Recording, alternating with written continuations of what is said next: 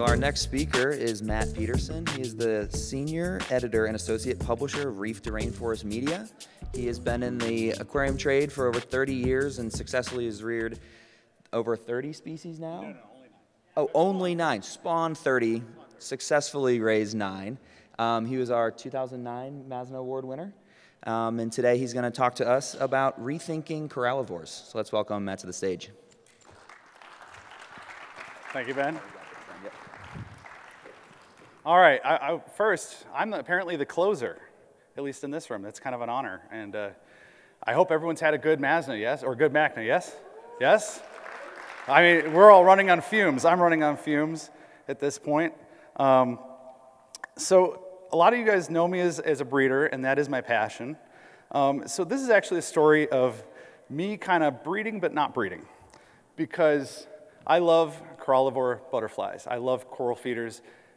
Reared Harlequin Filefish. It's a coral feeder. There's something about difficult fish that have a certain allure. And when you walked in, you saw those butterflies. That's what we're going to be talking about today. So we're going to rethink corallivores. What are they? We're going to meet the species. We're going to talk about their status in the trade. We're going to try, should we try them? That's a valid question. Should we try them? Are there reasons for hope?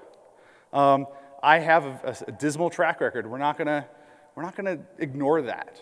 And we're going to get some tips from pros. I don't consider myself a pro in this field. And a lot of ideas and lessons that I've learned from tinkering.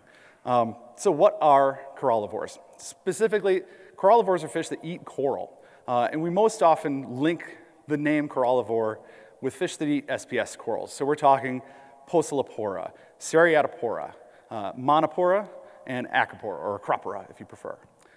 So they eat our SPS corals. That's why Harlequin files are such a bear to keep alive. We have two types of corallivores. We have facultative corallivores that they don't need to eat corals to survive, but they gladly will. And most butterfly fish fall into that category, which is why we see so few of them in reef tanks. They were very popular when I was working retail 20, 25 years ago, and a lot of people kept fish-only tanks. Butterflies were a thing, but we've all kind of gravitated towards reef tanks, and butterflies usually don't fit into that mold. My parents are in the audience today, and my mom can tell you that I used to make ornaments of paper butterfly fish to put on our Christmas trees. I have a thing for butterflies. So obligate corallivores, or corallivores, are the fish that need coral. It is their generally nearly exclusive diet in the wild. They need to eat it. And that's what makes it difficult. We presume that they're not going to eat anything else. Filefish, like the Harlequin filefish, and the Red Sea orange-spotted, so it's the short-nosed version of the long nose, these are obligate corallivores. This one was new to me. I hadn't really thought about it, but the tubelip wrasses. Some of these are corallivores for life. Some of the species here, they're only corallivores when they grow up. This one is a cleaner as a juvenile. So you rarely see these fish in the trade. I'm going to skip over one other. I didn't put it in, and I probably should have, but there are even a couple blennies that are corallivores. But my focus today is the butterfly fish, members of the genus Chaetodon. So these are the ones we think of as doomed. These are the fish that Bob Fenner calls out. These are all coral-feeding butterflies. These are fish that, and it may pop up elsewhere. I also want to take a moment to thank Bob. A lot of the photos you're going to see are Bob's. So you're getting a Bob Fenner talk, or you can go across the hall and get a Bob Fenner talk. So Bob has this list on Wet Web Media of near obligate and definitely completely obligate corallivores. He's got 16 species on there. So there are certain ones that I would call, if we can call an expert only doomed to die in captivity fish easy, the questionable ones, the ones that maybe, they might not really be so hardwired. And we see these come around in the trade. We see things like rainfords.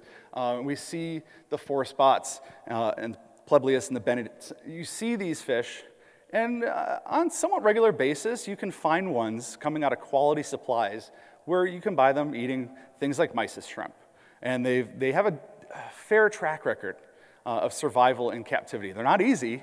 These are not fish that someone who's been keeping fish for a few months or even just a couple of years should run out and buy, but there's hope for these fish. These are not doomed in my mind. The obligates are absolutely universally challenging fish to keep alive. So this is the list of species. The only one Bob didn't have on his list, and I think maybe he might have updated it, is MELAPTERUS. But we're going to run through all these species. And many of you have probably seen these species and kind of know it's a cut flower. It's something that if I buy it, it's going to live in my tanks for a couple weeks. It's going to wither, and it's going to die. That's Bob Fenner's description for these fish. It's perfect. Fish that are, you buy them and you enjoy them for a few weeks, they die. And the trade has gotten really good at not supporting that, and we're going to get to that. So I'm going to cite some trade data in my talk. It all comes from aquariumtradedata.org, which is a project that Andy Ryan, who spoke earlier this afternoon, he mentioned it's a project he's heavily involved with. So I'm only going to use data from 3 years. So if I show you trade data, and I'm giving you an aggregate, it's going to be from 2008, 2009, and 2011, because those are the years that have complete data. They are also the most recent, so for my purposes, they're the most relevant. So I'm using those years and that data to create my numbers. So we all know where it's coming from. So I'm not going to read everything on these slides. You can watch the recording and get what you want to get out of it. You can pause it if I put up a whole lot of text. It's there for the recording. So the eastern redfin, LUNULATUS, comes from the Pacific Ocean, feeds solely on live corals, and I'm going to give you a prognosis on all these fish. This one's doomed. That is what I grew up. It's a doomed fish. The Indian Ocean counterpart, the redfin or the melon, usually comes from Sri Lanka. It feeds exclusively on Postlepora. So we've got a trade data here, and this is the first time, 497 a year is the average number of fish that the trade brings in of this species and the one I just showed you. Because these fish are often lumped together just as melon butterfly. Two species, very similar. That data is not separated out. But the prognosis for this fish, if you were to talk to someone who's going to give you good advice, they would say it's impossible. Don't spend your money. Do something else. This is a fish I fell in love with reading TFH magazine on the floor as a kid. I remember cutting the pictures out and putting them in binders. This is the black-tailed butterflyfish, Austriacus from the Red Sea. This is a fish, it's an expensive fish these days. Only 15 a year are supposedly brought into the US. Now, I've never seen one alive, so I don't know where these 15 fish are going. Have any of you seen one in a store ever? No, one person in the back. I want to know that store so I can get some. But you might as well light your paycheck on fire if you're going to buy this fish, okay? The Arabian Butterflyfish, MELAPTERUS, it comes from the Red Sea and that area of the world. The aggregate trade volume on this fish, when you're pulling the trade data, was 1 fish per year. And so instead of 1 paycheck, you're going to burn 2 paychecks to buy this fish. You might as well just give your money away. The Chevron Butterflyfish is actually fairly common in the trade because it's very wide-ranging. 190 make it into the hobby on average based on the data we have. It's a very grim prognosis in captivity. Another subgenus of fish we're going to look at, Baronessa, the triangular butterfly. It's from the Western Pacific, so you'll see this fish come out of Fiji, Tonga, that area. About 290 come in. This is a hopeless case. This is a fish, don't buy it. The sister species, Triangulum, is from the Indian Ocean. And another 250 approximately come in, has a disastrous prognosis in the trade. You should not be buying this fish. At least that's what we've all been told for 20, 30 years. The hooded butterflyfish comes from the Red Sea. That's our main source for the species. 120 come in a year. This is another, sea burning money as far as how likely you are to keep this alive. And then this last subgenus of butterflies, everyone knows these fish. You've seen these fish when you're diving, especially if you go to Hawaii. It's a common sight. This is the ornate or clown butterfly. It's a very wide-ranging fish. Can come all the way from Sri Lanka to Hawaiian Islands. About 700 of these are collected and brought into the US on a given year. And there's virtually no chance of keeping this fish alive. So the scrawled or Myers butterfly, it's another fairly wide-ranging fish. Again, all these fish eat exclusively coral. About 186 come in, but I have a terrible time finding this fish. It has a terminal prognosis. It's not going to make it. And the reticulated or mailed butterflyfish, this is a Pacific Ocean species. About 75 come into the trade on a given year and has another dismal prognosis. It's not going to live. That is, if you read the books, if you read the articles at this point, that's what we're saying about all these species. So I want to put that in some perspective, because I said we're bringing in 200 of these, 5 of these, 20 of these. What does that look like? And I also want to say, should we do this? Should we be bringing these fish into the trade? They're doomed, so maybe we should leave them in the ocean, and it should be banned. No one should keep these fish. So here's the data. So just using 2011, over 7 million marine fish were recorded coming into the country. Of that, 170,000 were butterflies. It's a very small amount. It's 2% of the fish brought into the aquarium trade for all of us. Not a single butterfly fish, not even copperband, made it into that top 20 list of marine fish that we import. That same year, we imported nearly 800,000 green chromis. That's the #1 species in the trade, 800,000 of those. It's a whopping order of magnitude larger. When we talk about the butterflies specifically, those aggregate 16 corallivores, only 2,900 fish were brought in. The large majority of those species, less than 200, were brought in that year, and that's their average. They're usually less than 200 fish brought in per year. They make up 2% of the butterfly fish import, and it's less than 0.04% of our total fish import. It's nothing. These fish really aren't in the trade. So do we need to ban them? From a perspective of comparing scale, no, we're not bringing these fish in any great quantity whatsoever. So why should we try them? I told you earlier, I like challenges. It's just my nature. You tell me I can't do something, I'm going to try to do it. So there's certain arguments when I've been talking with people over the years why we shouldn't try these fish, we shouldn't keep these fish, besides the fact that they just eat coral and are hard. We can all agree on that. But some people say there's a missing critical nutrient that only coral has. But there's no scientific evidence to back that up. And the people I've talked to about coral flesh and trying to put some sort of any kind of data or numbers on that say, well, coral flesh and mucus probably isn't really a good food source. These fish are kind of backed into a corner if they're eating coral. There's better, easier food. There's people who say there's no long-term results. So the reality I know from working with Harlequin Filefish all those years and talking with other people who did, especially Joe Aiullo, he's got a 20,000-gallon reef tank full of coral. And when he puts a Harlequin Filefish in that tank, it lives 4 or 5 years. That's the numbers he's given me. And I want you to think about that because that fish has access to its coral. If it wants to eat a Poecilophore, it's there and Joe will let it eat it. He's not stopping that fish.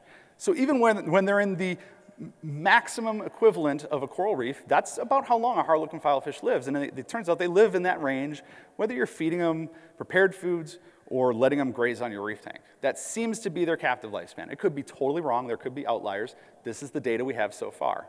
By the same token, and this is where it gets interesting, published in 2010 with success with several of these corallivore butterflies. 4 years, 2 years, 7 years. I thought these were all doomed. So some people say, and this was a really interesting argument, they said, it's really unethical to take this animal and force a coral feeder to eat something that's unnatural, that's not coral. That's really wrong. You shouldn't do that. Well, then it's unethical and unnatural to say that while you're feeding your fish flake food and drinking a Diet Pepsi. That's kind of my point of view. So I'm just going to put that to the side. And this one, if they didn't need to eat corals, they wouldn't. So it's interesting because there's been studies that have been done that show that corallivores do have a certain amount of feeding plasticity. So yes, they eat coral. Yes, it might be the vast majority of their diet, but they still might find algae and fish eggs and other things found in the stomachs of these fish that supposedly only exclusively eat nothing other than coral. That's cause for pause. This is an interesting thing that I've come up when reading other people's work. It's very simple to understand that reef loss is corallivore loss. They are the first fish to disappear after a bleaching event because their food source is gone. So the more we have reef loss, the more we are going to have corallivore loss. It's that simple. So interesting side note to that, some fish, especially the Chevron trifaciatus, has been shown to have a greater level of ability to adjust to some other food source to get by. But still, in the grand scheme of things, we know this to be a corallivore. If there's no coral left, there's no corallivores left. It's very simple. The other interesting thing is that tank-raised corallivores, and now I'm not talking bred. We've kind of co-opted this tank-raised definition from the freshwater trade and really mangled it and twisted around. When I say tank-raised today, I'm talking about a fish that was harvested very small or immediately pre-settlement or post-settlement and grown in captivity. And we know that if we get some of those, especially those easier fish like the Plebelius that I showed you earlier, those will readily transition onto foods, and if you grow them for a certain amount of time, you can have this fish that's supposed to eat coral, and it will do perfectly fine. But I want to get back to coral reef loss equals corallivore loss. And also, well, actually, that's not the right title. Why try it? Because I've done it. We've bred Harlequin Filefish. I even have spawnings from Halli. I wish I could get more of them, because they should be almost exactly the same to rear as the regular longnose. But we also have captive bred wrasses. And we have captive bred butterflies. These things are all things that we said were impossible. It's never going to happen. We have captive bred yellow tangs swimming around out on the show floor. That was impossible. But why is it there then? So breeding to preserve is not a pipe dream. And if I'm going to take the worst case scenario, I've never said that breeding is the first thing we should do. I believe in sustainable fisheries. I believe in on-site preservation. But at the end of the day, I look at our hobby as the safety net, the fail-safe. So if we're going to lose corallivores, I think that the concept of breeding them is not a pipe dream anymore. It's something we could actually talk about and say, could this be done? Could we preserve this species if all the reefs are gone? I'm not saying they're ever going to all be gone, but that's a question and a discussion we can now have. We also can kind of draw this hypothesis that captive bred corallivores won't require live coral foods. And then whether they're tank raised or captive bred, they're going to make these animals far more accessible to you guys as hobbyists. It's a species that if we know from everything from something like a discus to captive bred mandarins, you take and you breed this fish and you rear it in captivity, you oftentimes, or seahorses are even better, perfect example. When you breed these fish in captivity, some of the hurdles that you have with wild fish are lost because the breeder is training these fish on a captive diet to live a captive life. It's all they've ever known. The captive bred fish becomes the easier fish, the easier version of the species. So I think that's really cool to say these fish have been off limits for 30 years. Maybe they don't have to be. So there is reasons for hope. I alluded to it earlier. There are a lot of Asian aquarists who are making progress and having success, and I'm just going to show this list. These are all people who have videos online. You can follow those links, and you can see these animals feeding readily in captivity, which totally breaks the dogma that these are impossible fish that won't eat anything other than coral. It's just simply not true.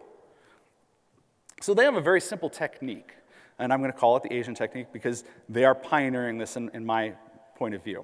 They are close to the source, so the fish are in better condition when they get them. A fish that's coming from the Red Sea to me is making many stops. A fish that's coming from the Philippines and going just up a little bit, it's a short supply chain for them. Their fish are in better condition when they get them. They oftentimes offer clams on the half shell. It's a very common food. We talk about it for training many different reluctant feeders. Just open up a clam on the half shell, set it on the substrate. That might get them to pick. And a lot of times, once they're doing that, they're putting a prepared mash of food. They're often using tetrabits, of all things, and mashing it up and putting it in a clamshell and just setting it down. So I paid attention to that. I've been paying attention to that for a number of years. So these are my personal experiences with corallivores, because you see these examples of people doing it, and you go, I can keep Harlequin Filefish, I can keep mandarins, I like butterflies, and I can do okay with butterflies. I think I'm going to try this. So I had an idealized approach, and I'm still trying to do this. This is the way I would like to approach answering the question of, can we train corallivores, can we keep corallivores, can we do this? I would like to have really short supply chain, drug-free fish that are only days from the ocean to my tank. When I got Moorish idols from Hawaii, and they were in the ocean 48 hours before and landed in my pond, they were fantastic. They were eating immediately. There was no problems with those fish. Short supply chain is so important.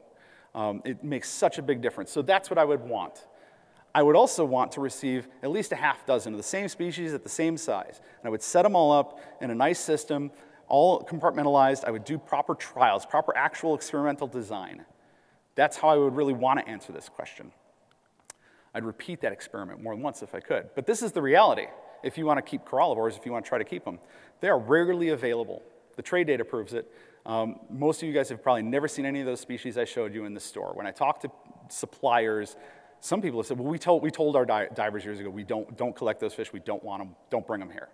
That's a great thing. That's the perfect example of the industry actually being self-policing. But it makes it really hard when you want to try something that people have told you you can't do. The sizes when you get these fish are all over the map. Oftentimes it's larger. So one of the Myra I received was like this big. It was a full-on adult fish. And we all know, anyone who knows about butterfly fish keeping, this is probably not the size you want to start with. You want to start in this middle size. It's really hard to get the fish you want at the size you want. And the supply chains aren't as transparent as any of us would like to be. So buying these fish is a gamble. You really don't often know where they're coming from, how they were collected, and that throws a whole nother unknown factor into whether you can be successful or not. So as I jumped into keeping these fish, it wasn't a matter of being able to just ask and receive. I had to jump on opportunities when they presented themselves. Whether I was ready for it or not, whether I had the money or not, that's what credit cards are for, right? You know? It's available now. I know I said I want it. I'm gonna buy it, give it to me, yes, this is the time, I'm gonna run with it.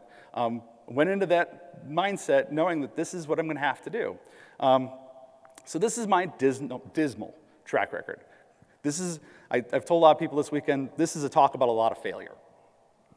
So, we're gonna crack a lot of eggs if we're ever gonna make this omelet. So LUNULATUS, I've attempted to keep 3 of them at this point. I had 2 that ate. They ate frozen foods like Hycaromyces, that was probably their favorite.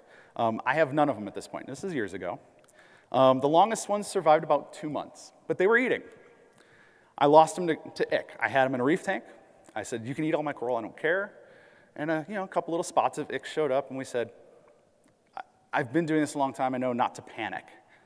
With butterflies, I probably should have panicked. I probably should have pulled that trigger a lot sooner and put them in a proper hospital tank and treated them. But I'm experimenting. I'm thinking we'll put them in the reef, we'll let them graze. It's a good, stable environment. So it didn't work out. But let's see if I can get this to play. So this is where I put them in. I put them in one of the old nanocubes I used to run and just let them pick at whatever they wanted to pick at. And I think here in a minute some food shows up. They weren't super heavy feeders, but this was probably only 2 weeks in. I wonder if I can fast forward a little bit here. So I just want to show an example of it actually. There we go. So just an example. It really did happen. I'm not making this up. They were eating prepared foods. So Baronessa is another species I tried related to the hooded butterfly. I only tried one so far. Never ate. It did pick at live coral, and I want to sidestep. This is the perfect opportunity to bring this up. Some of you who've known me for a long time know that when I started going into Harlequin files, I said, if I'm going to have to buy live coral to feed this fish, for the first ones I got, if that's what it's going to take, I will spend the money, I will do that. I will go buy frags or colonies, I will keep throwing it into the tank, I'll let them eat it. That's the commitment I'm going to make to keep these fish alive if that's what it takes. So when I would bring these fish in, I made that same commitment. And this fish did pick at live coral for a while. But it never ate prepared foods. I never succeeded with this fish. It only lived about a month. And it starved is what ultimately happened because I had it in a multi-fish setting. And I started to notice when I was down there watching that, oh man, he's always chasing it away. He's always chasing that. Wow. So bullying and maybe not giving this fish an isolated tank was my failure here. That's the mistake I made. Myri. I've attempted to keep 7, most of them in the last 2 years. But earlier on, I got 2 really nice fish that both ate, both from Blue Zoo. Kevin sent them up to me, and they ate live mussels, they ate frozen mysis, they ate frozen shrimp. It took time, but it did happen. None of them are alive at this point. That's 7 dead fish. The longest survival I had on Myri was 2 to 3 months. But I lost one to mouth rot. You can see it right there in the screen. It has no face left. And the other one showed up with crypt and went down. The rest of my losses were all things that I'm going to say are shipping or collection related. I had fish show up. I'm taking the heat. It showed up half dead in the bag. That's a loss. That's a failure. It's on my money. It's in my fish room. It happened here. I'm counting that as my loss. A lot of people would say it's not your fault. It's still my loss. But they did eat. I did have some success. And so this is one of those Myri, and I wonder how long this one is. So again, it's just, I should have gone back. In this case, I want to say it's eating mussel right there. This is progress. This is not a doomed fish. And again, I want to note, and it's going to come back to it, I didn't lose this fish because it wasn't eating. Something I'm going to talk about again and again and again. So the clowns ornate butterflies. I've attempted 2. None of them ever ate. They absolutely didn't touch anything. None of them are alive, obviously. The longest one lived 2 weeks. I mean, that's a cut flower in every sense of the word. I mean, one of them showed up as a swimming skeleton. It had no flesh left on its body, and that fish lived 24 hours. That's still a loss. On my watch, I bought that fish. It showed up in bad condition. I paid for that fish. That's my loss. And the other one showed up and never left stress coloration, which looks totally different. The stripes are like brown. It never settled in, and it just crashed. So reticulatus, another ultimate failure. I've attempted one. I published this picture in Coral. I love this photo. I was an honor to have this fish. This is such a beautiful fish in person. It did eat. I was really optimistic. It nibbled on rapashi spawn and grow, but it's not alive anymore. It lasted about 6 weeks. I was really confident this fish was going to be around, but what ended up happening was it did starve. I will totally say this fish starved, and the reason it starved was because I was thinking in this experimental mindset where I was hoping to have a whole bunch. You're only going to be offered this one food, and we're going to see if we can push you onto this one food. You're going to be hungry. You're going to try it eventually. That was the wrong call. Absolutely the wrong call for this fish, because by the time I gave it something that it said, oh, this does look interesting, we'll taste it, it was kind of too late. So this fish starved on my watch. I made a mistake. But I have success. This is where it gets interesting, because while I consider all of those, by and large, failures, I have things that I look at and say are really successful. So trifaciatus, the Chevron butterfly. I attained 2 of these as sustainable islands fish from Sustainable Aquatics.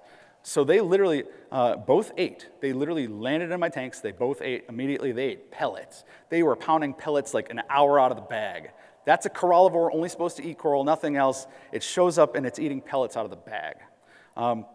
Neither of them are alive today. They both should be. So the longest survival was well over a year. And that one was killed by a pair of lightning maroons. Sorry, it was a bad decision. And the other one, the big one killed the little one. They hate each other. They absolutely hate each other. So these guys lived together in a tank for like a month, and then one day, big boy just looked at little one and said, you're done. So both of these fish should still be alive. Those are things that I think a lot of you can relate to. You've made those mistakes. You've seen those things happen, things that maybe aren't in your control. But both of those fish should still be here. They ate prepared foods. It was fantastic. So LUNULATUS. I've attempted one of these, and it ate. We started on coral. It's eating a scolie.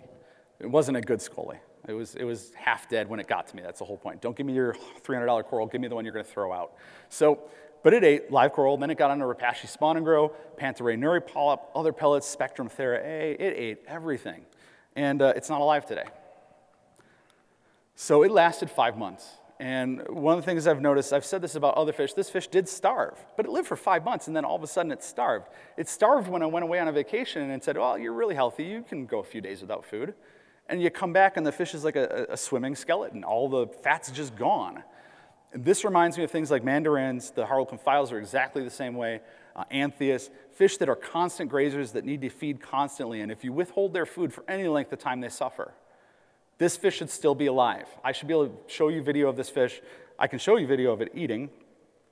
And I love the grungy tank. It's one of the things that I've been working on. This is rapashi spawn and grow on coral skeletons. This is something I'm going to talk about a little more. But I'm going to just watch. I want you to see this. This is pretty neat. So there's the food that I've prepared for this fish. And drop it in the tank. I want you to see how long it takes for that fish to show up.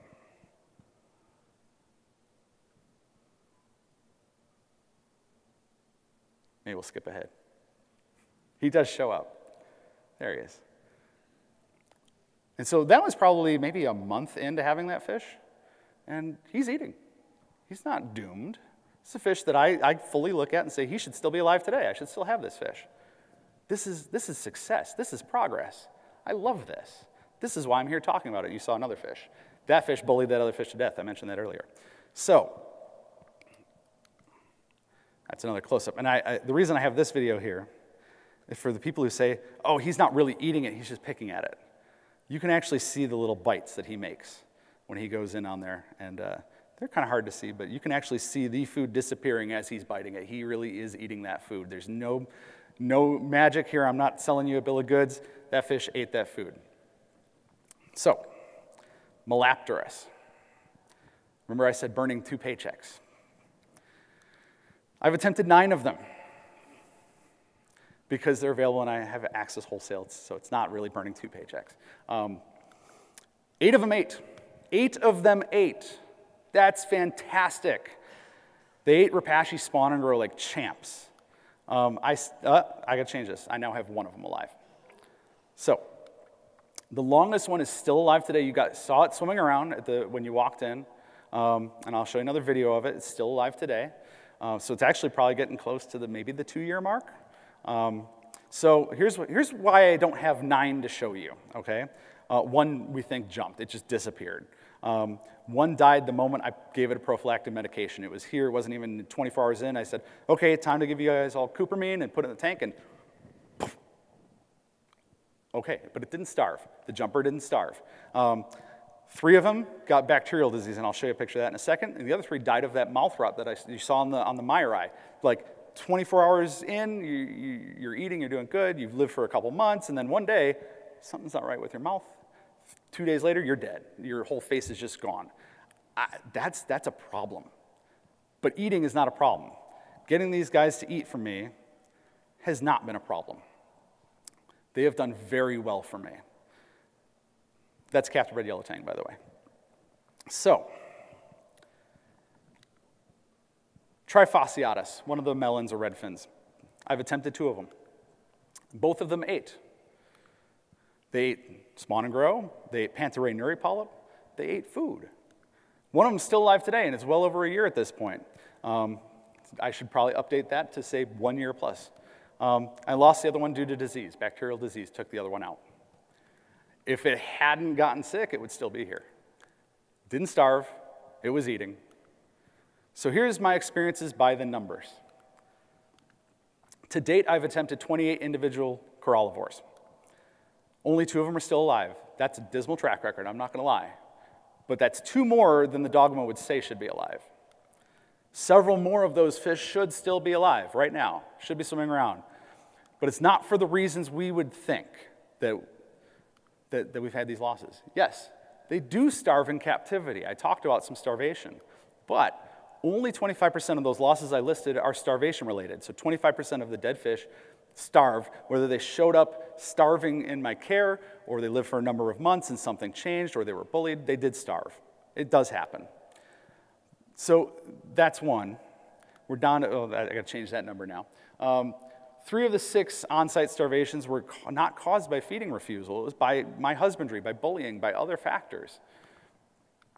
So one of the lessons here, feeding has to be frequent or continuous. They're like hummingbirds. They're designed to graze constantly. You take away that food, they go downhill fast. And that's a problem for any fish that goes through a long supply chain where it's not fed, where it's not being given something to eat, it goes downhill fast. Mandarins are a perfect example. You get in these wild mandarins that have no belly left because they've not been fed and they've been in the trade, in the chain of custody too long. So I mentioned it earlier, but cutting back to once per day feedings or skipping a couple days can put a fish in downhill decline. I lost my LUNULATUS by doing that. I managed to save that trifaciatus, that Chevron that I showed you that lived for a long time until it got killed by lightning maroons.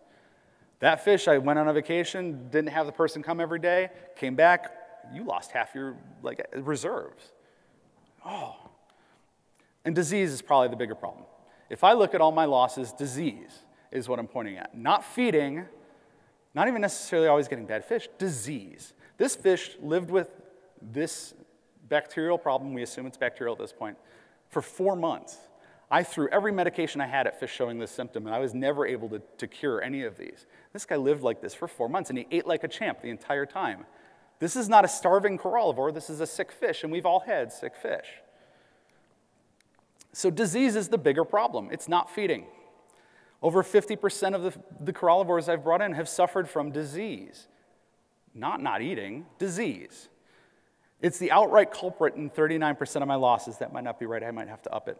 But it includes the loss of many fish that we're eating. That to me is a game-changing lesson. A lot of fish died to show me that lesson, to be able to come here and say, it really isn't feeding. So here's some tips from the pros. I'm not gonna read them.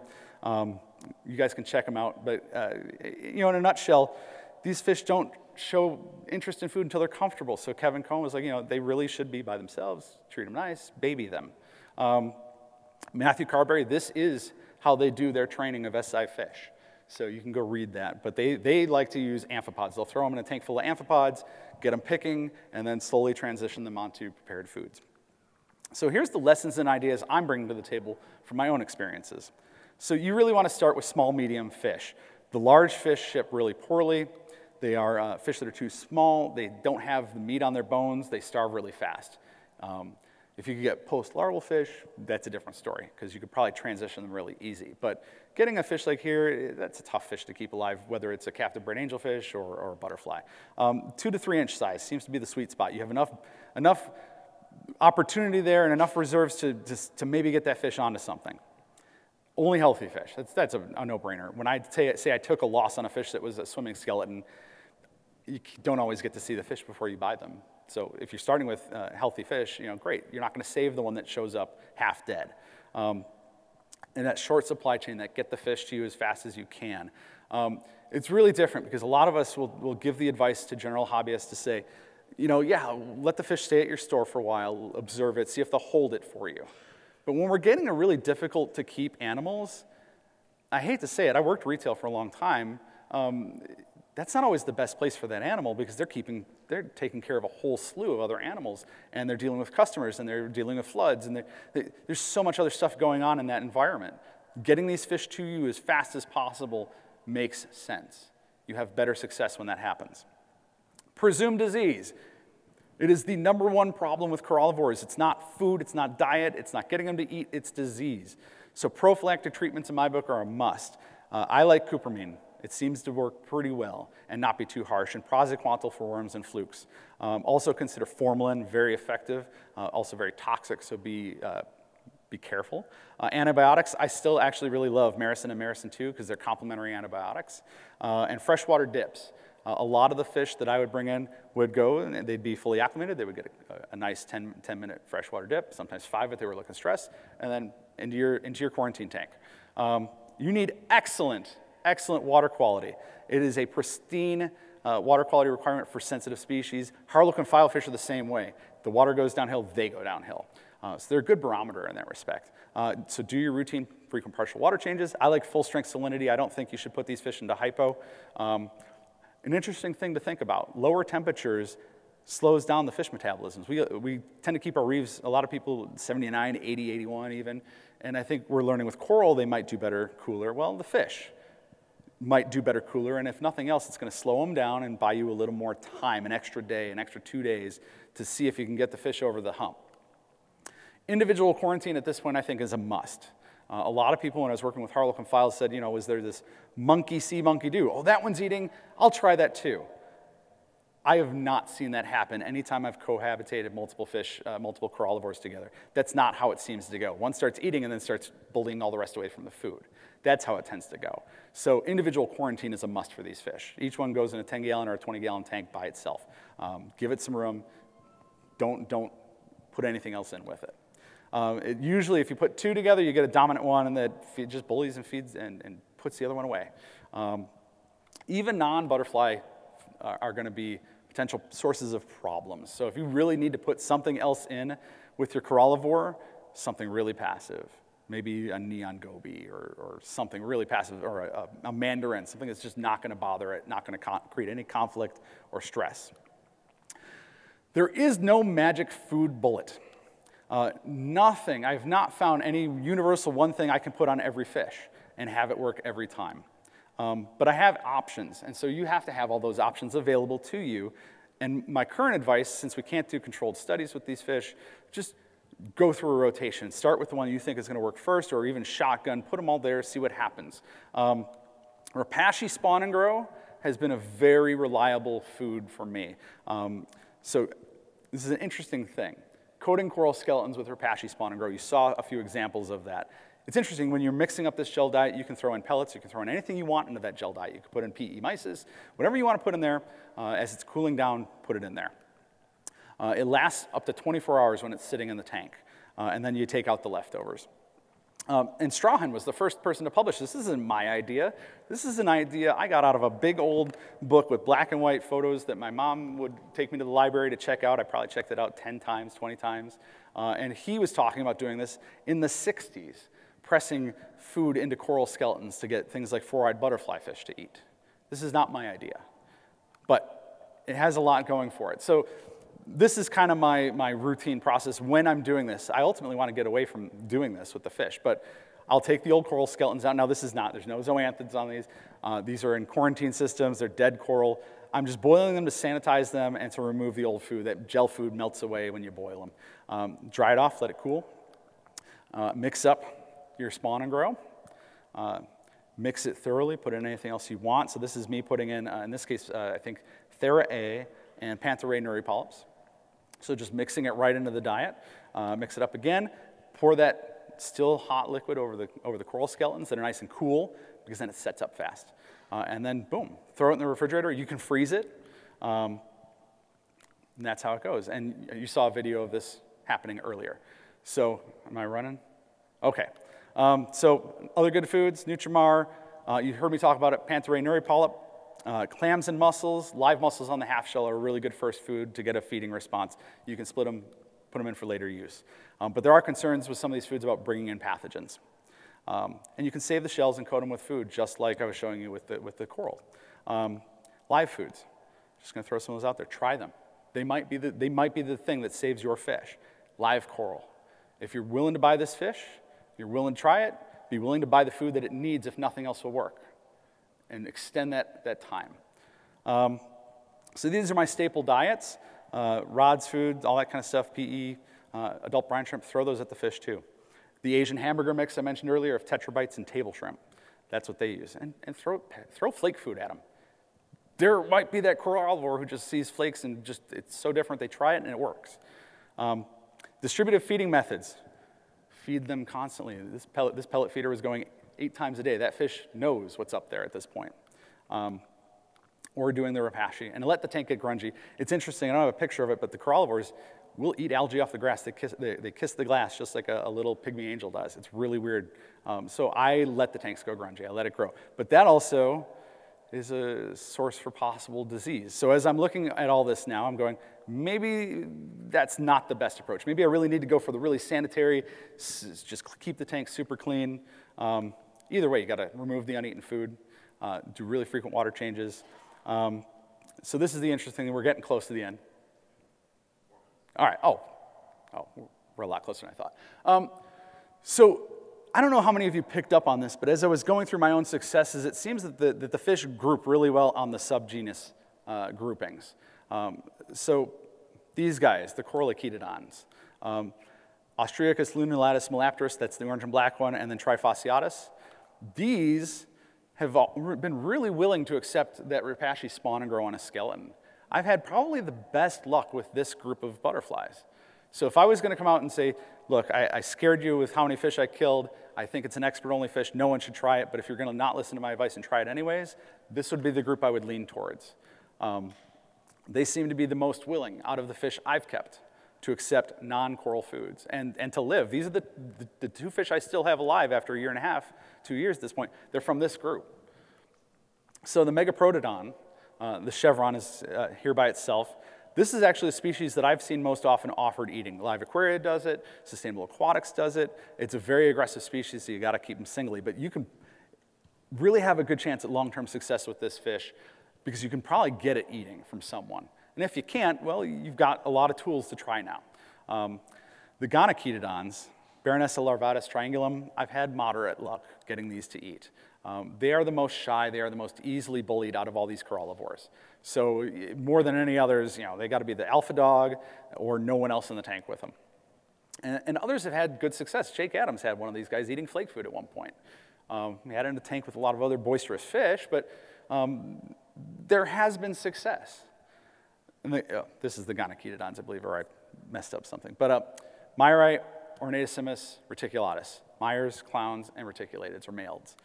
These are the ones that die fast.